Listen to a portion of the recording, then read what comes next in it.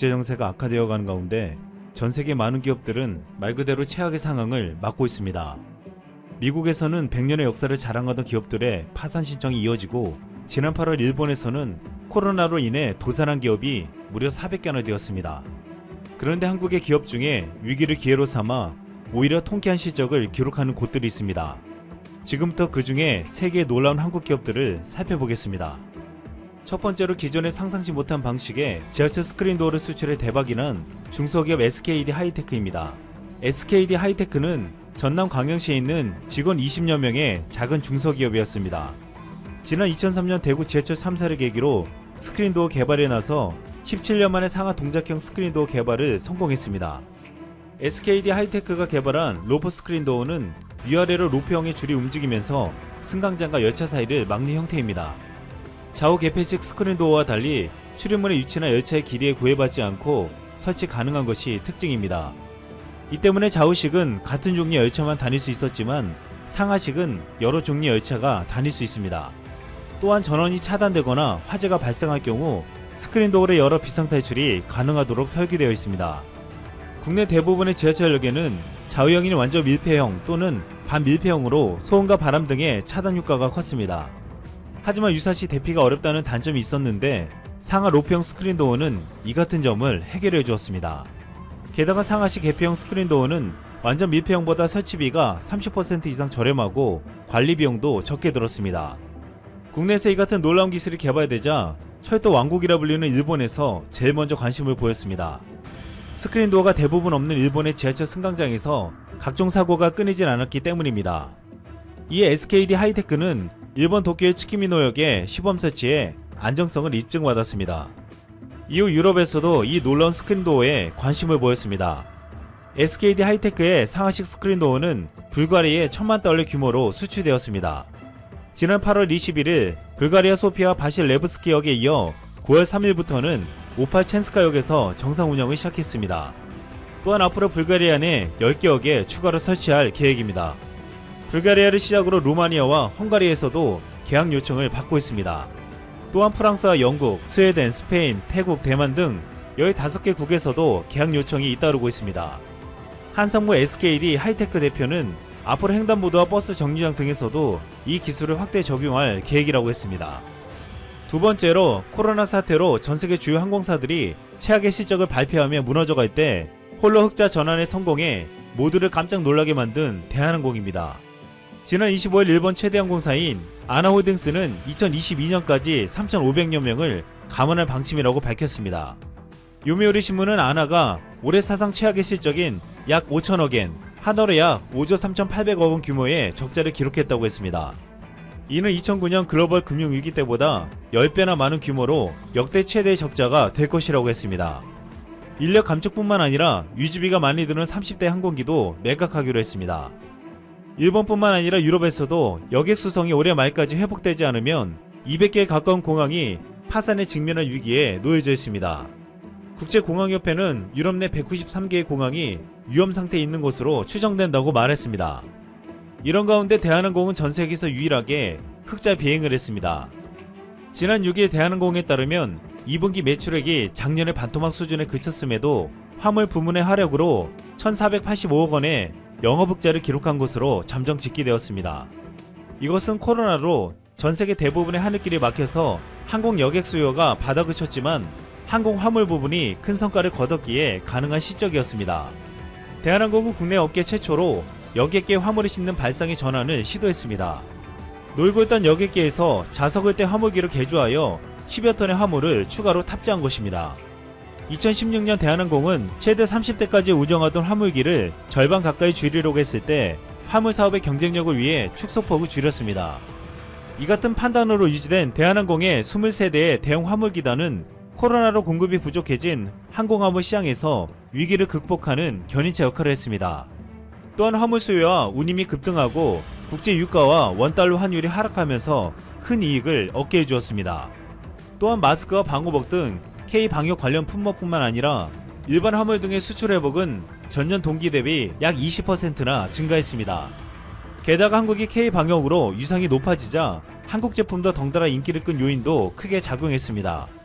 이렇게 성공한 대한항공은 전세계 항공사 중에 거의 유일하게 이 같은 방법으로 흑자를 기록하면서 또 새로운 시장 수요를 준비하고 있습니다. 품질 유지와 긴급성이 필요한 백신 운송 시장을 선점하겠다는 것이었습니다. 대한항공은 지난 7일 코로나 백신 개발과 함께 급증할 항공 운송 수요에 대비하기 위해 백신 수송 전담 태스크포스를 구성했습니다. 한국은 백신 개발에서는 선두에 서 있지는 않지만 백신 위탁 생산할 수 있는 거대한 인프라를 구축하고 있습니다. 이 때문에 가장 앞선 글로벌 제약사들은 한국 기업들과 앞다투어 백신 위탁 생산을 계약했습니다. 앞으로 코로나 백신은 전 세계적으로 100억 회분의 접종량이 필요하고 8천여 대의 화물기가 필요할 것으로 예측되고 있습니다. 결국 대한항공은 내년 백신이 보급될 때까지 국제선을 타는 여객의 수요가 없더라도 전 세계로 공급되는 백신을 나르면서 수익을 낼 계획을 야심차게 세우고 있습니다. 마지막으로 10년 넘게 3조의 적자를 내다가 끝까지 뚝심으로 버텨 코로나와 미중 무역전쟁에서 알짜 우량기업으로 탈바꿈한 반도체 기업 DB하이텍입니다. DB하이텍은 동부그룹의 IT 계열사로 꾸준히 반도체를 만들어왔습니다. 삼성전자와 SK하이닉스에 이은 국내 반도체 3위의 기업이지만 그동안 상대적으로 널리 알려지지 않았습니다. 지난 2001년 DB하이텍은 시스템 반도체 파운드리 사업에 진출했습니다. DB하이텍은 2000년대 중반부터 전력 반도체와 이미지 센서 등 특화 파운드리 분야에 집중했고 그 결과 2008년 파운드리 업계 최초로 0.18 마이크로미터 복합 전압 소작 공정을 개발했습니다. 또한 아날로그 파워, 이미지 센서, 혼합 신호 공정을 이용한 고부가 가치 특화 제품을 전략적으로 육성해왔습니다. 결국 전력 반도체와 이미지 센서 등 특화 파운드리 분야에서 세계 최고의 기술력을 갖추게 되었습니다. 하지만 인력과 노하우가 전무한 상태에서 뛰어들어 매년 3천억 원에 가까운 적자를 내고 결국 3조 원의 누적 적자와 2조 3천억 원의 부채를 짊어져야 했습니다. 그러나 DB하이텍은 포기하지 않았습니다. 자산 매각과 창업주인 김준기 전 회장이 3,500억 원의 사재 출연 등으로 안정화하는 데 공을 들였습니다. 또한 삼성 출신의 파운드리 전문가 최창식 부회장은 대표이사로 취임해 DB하이텍이 성장하는 데 주도적인 역할을 했습니다. 반도체 업계 관계자는 김준기 전 회장의 지원, DB하이텍이 갖고 있는 기술력, 최창식 부회장의 반도체 사업 경험 등과 노하우 등 3박자가 잘 어우러져 DB하이텍이 반전에 성공했다고 말했습니다. 결국 DB하이텍은 정부의 지원 없이도 불굴의 기업가 정신으로 2014년 흑자 전환 후 이듬해부터 작년까지 5년간 총 5,166억 원의 순이익을 냈습니다. 게다가 지난달 말 미국 상무부가 중국의 파운드리 1위 회사 SMIC 제재에 들어가자 큰 반사이익을 얻었습니다. 최근 코로나로 인해서 기업의 매출이나 영업이익이 줄었지만 DB하이텍은 30% 이익률로 삼성이나 SK보다도 높았습니다.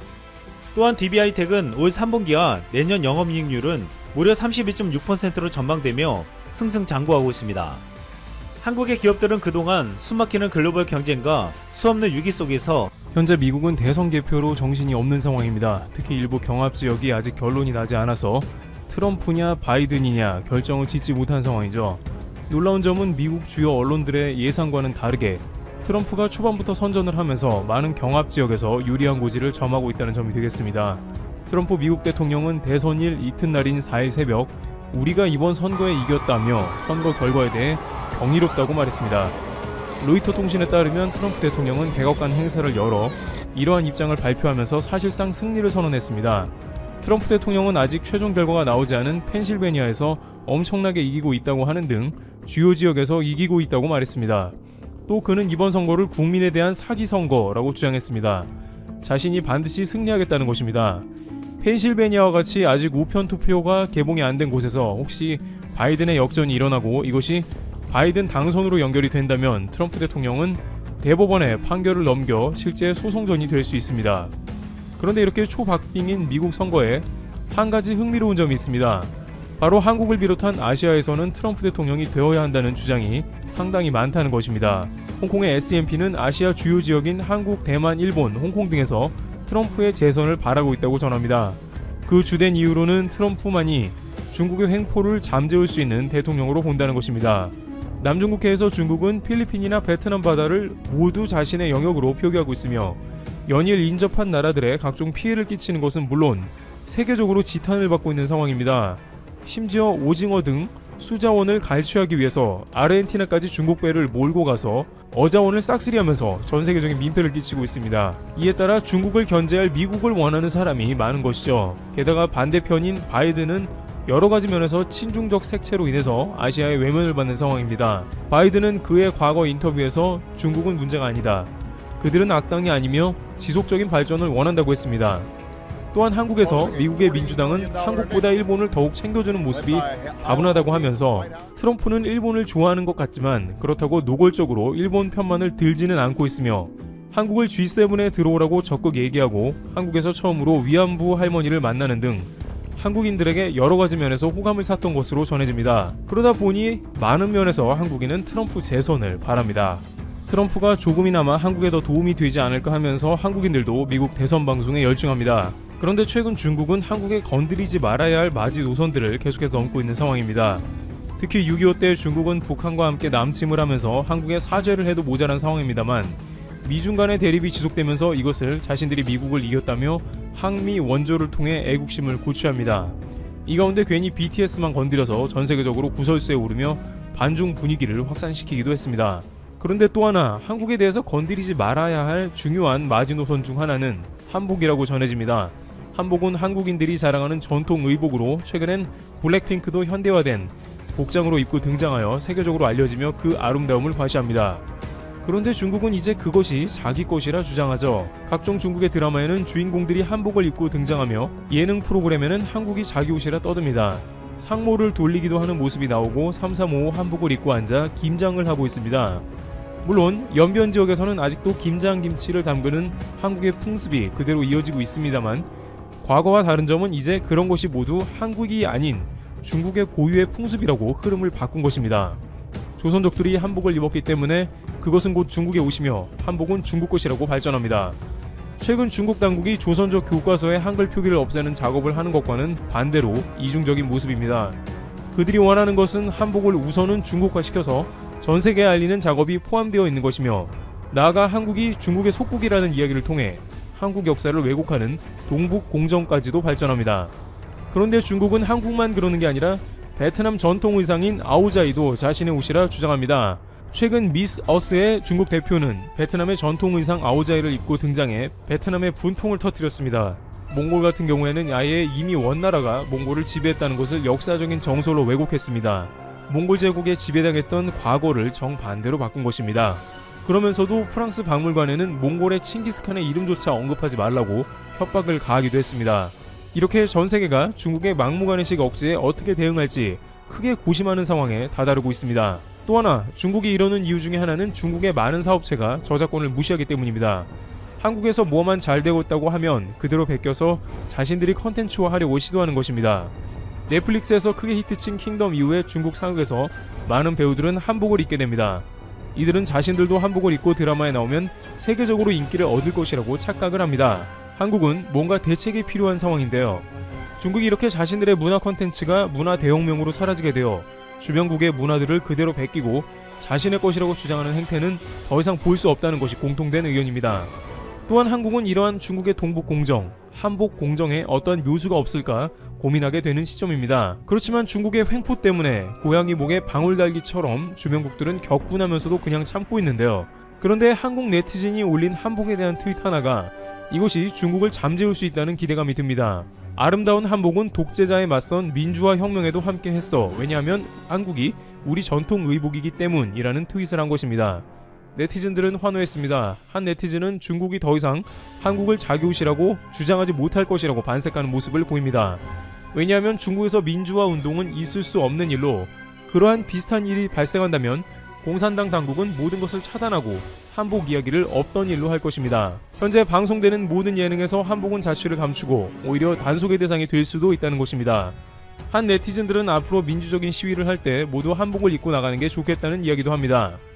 그러면서 한복은 민주화 운동을 할 때 입는 옷이라고 계속해서 전 세계에 홍보하는 게 어떠냐는 것입니다. 중국에서는 민주화라는 단어조차도 엄격하게 금기시 되어 있으므로 이를 역이용하자는 발상입니다. 한 가지 흥미로운 점은 전 세계의 많은 업체들이 이와 같은 발상을 통해 이미 중국을 막으려 했다는 점입니다. 일각에서는 민주화를 염원합니다와 같은 문구를 자신들의 각종 창작물에 그대로 집어넣으면 절대 베끼지도 못하고 상업적으로 이용하는 이들이 중국에 가져가지도 않을 것이라는 의견을 제기합니다. 특히 한국은 민주화의 성지로 여겨지고 있습니다. 최근 태국과 홍콩 등에는 민주화 운동이 벌어지는데 이들은 하나같이 우리도 한국처럼 될 수 있다, 한국의 민주화 운동처럼 성공하길 기원한다 라며 한국이 모범이 되는 국가라고 지칭했습니다. 홍콩 우산연맹의 주역 조슈아 웡 역시 수차례 자신의 트윗에 한국의 민주화 운동을 언급하며 홍콩에도 태국에도 동일한 일이 일어나길 기원하기도 했습니다. 따라서 아름다운 한복을 민주화 운동의 상징으로 만들고 끊임없이 홍보하면 중국도 억지가 잦아들 것입니다. 한 네티즌은 백예민족의 하얀색 한복이 민주화를 상징한다면 멋진 일이 될 것이라고 이야기하기도 했습니다. 이와 같이 중국이 한국의 전통 문화를 자기들 것이라고 주장하면서 다양한 아이디어가 등장하고 있습니다. 한국의 네티즌들은 한복을 건드리는 것은 선을 넘었다며 이러한 행동은 중국을 더욱 고립시킬 것이라 경고합니다. 중국도 자신의 전통 의상이 많이 있고 수많은 소수 민족이 존재함에도 불구하고 한류 콘텐츠가 인기를 끌고 전생에서 한국 의상에 관심을 갖게 되면서 그것마저 베끼려는 움직임은 한국에 결국은 원한을 심게 되며 양국 간에 좋을 일이 없습니다. 한복이 정말 민주화 운동의 상징이 되기 이전에 중국은 관련 움직임을 멈춰야 할 것입니다. 테롤티브 여기서 마치겠습니다.